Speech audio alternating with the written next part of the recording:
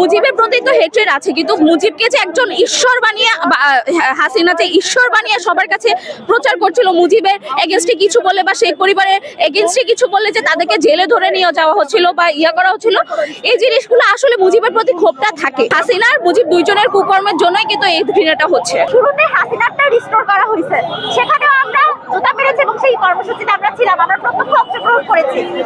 কিন্তু হাসিনার পরে মুজিবের ধর্ম পালন করা শেষ হয় নাই বাংলাদেশে। আমরা দেখেছি এটা কেউ সাহস করে নাই, এটার গায়ে হাত দেওয়ার, এটা রিস্টোর করার সাহস কেউ করে নাই। আমরা অ্যান্টি-ফ্যাসিস্ট কোয়ালিশন সেই সাহসটা করেছি, আমরা এটা রিস্টোর করেছি পরশুদিন রাতে। রিস্টোর করে আমরা আজকে এখানে জুতা নিক্ষেপ কর্মসূচি পালন করেছি। ধর্ম বলে মুক্তিযুদ্ধটাকে একটা আওয়ামী লীগের প্রপার্টি বানায় ফেলা হয়েছে, যেখানে আওয়ামী লীগের বয়ান বাদে অন্য কোনো কারো অংশ নাই, অন্য কেউ এইখানে কারো কোনো ভাগিদার নাই এবং কারো বেঁচে থাকারও অধিকার নাই যে আওয়ামী লীগের কথা মতো না চলবে, না বলবে, না শুনবে। মুজিবের অবদান অবশ্যই ছিল, এটা অস্বীকার করার কিছু নেই, কিন্তু পরবর্তীতে সে 71-72 পরবর্তীতে কিন্তু সে একজন স্বৈরাচারের রূপ নিয়েছিল। কোথায় আছে সিরাজ শিকদার?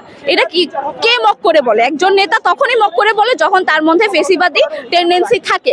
এন্ড এটা পরবর্তীতে আরো বেশি প্রমাণাদি হয়েছিল যে মানে মুজিব আসলে স্বৈরাচার। মেরেছি জুতা 3-4 জোড়া হবে, ভালোই মেরেছি। স্বাধীনতার যে চেতনা আছে, যে স্পিরিট আছে, সেইটাকে অপমান করা, অপদস্থ করা, বলা যে একজন মানুষ এসে আমাদেরকে স্বাধীন করে দিয়ে গেছে। না, আমরা বিশ্বাস করি এই স্বাধীনতা আমাদের সবার অর্জন করা, কোনো একজন মানুষের জন্য আমরা হয় নাই। হাসিনাকে বাংলাদেশের মাটি থেকে বিতাড়িত করা হয়েছে। আমরা বলতে চাই বাংলাদেশের মধ্যে আর ভবিষ্যতে কোনো ফ্যাসিজম, কোনো স্বৈরাচারকে আমরা সুযোগ দিব না। শুধু শেখ হাসিনার ছবিতে জুতা মেরে লাভ নেই, কারণ বাকশালের যে জনক, বাংলাদেশের স্বাধীন হওয়ার পর স্বৈরাচার কায়েম করেছিল যে ব্যক্তি, তার ঘৃণস্তম্ভটাও আরেকবার আমাদের পুনরায় উজ্জীবিত করা লাগবে। এই কারণে আমরা যেটা করি, আমরা গতকাল রাতে অ্যান্টি-ফ্যাসিস্ট কোয়ালিশনের উদ্যোগে এই ঘৃণাস্তম্ভটা, আগের যে ট্রেসটা ছিল সেই ট্রেসটা ধরে পুনরায় আঁকি, যাতে করে আমরা নতুন করে জুতা মারতে পারি।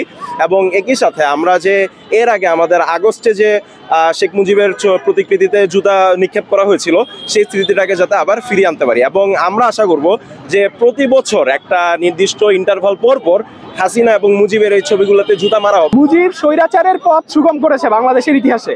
সে দেশের নায়ক ছিল, তাকে মুক্তিযুদ্ধের পরে সবাই দেশ নায়ক হিসেবে গ্রহণ করছে, খুব ভালো কথা। কিন্তু এরপরও তার কেন হচ্ছে 73-এর নির্বাচনে জোট চুরি করে জিততে হবে? তার কেন হচ্ছে দুর্নীতি করে 74 সালে দুর্ভিক্ষ লাগায় বাংলাদেশের লক্ষ লক্ষ মানুষকে মারতে হলো? সে ভাষণ দেয় দেশ স্বাধীন হইলে মানুষ পায় সোনার খনি, হীরার খনি, আর আমি পাইছি চোরের খনি। ভাই, তার তো সারা আশপাশের সবাই চোর ছিল, তাহলে সে কেন ওই চোরদেরকে ঠিক ইয়া করে নাই? সে আরো রক্ষী বাহিনী বানাইছে, রক্ষী বাহিনী বানাই তার পলিটিক্যাল অপোনেন্টদেরকে মেরে ফেলছে, তাদের উপর ম্যাসাকার চালাইছে। তারপর সে লাস্টে বাকশাল করতে চাইছে নিজেকে হচ্ছে দেশের সর্বময় ক্ষমতার অধিকারী বানানোর জন্য, যেন তারে সরানোর কোনো প্রকার ওয়ে না থাকে।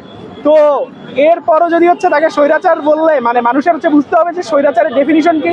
এই অনুযায়ী স্বৈরাচার হিসেবে তাকে হচ্ছে দেশের প্রথম স্বৈরাচার, এই ব্যাপারটা মানুষের বুঝতে হবে।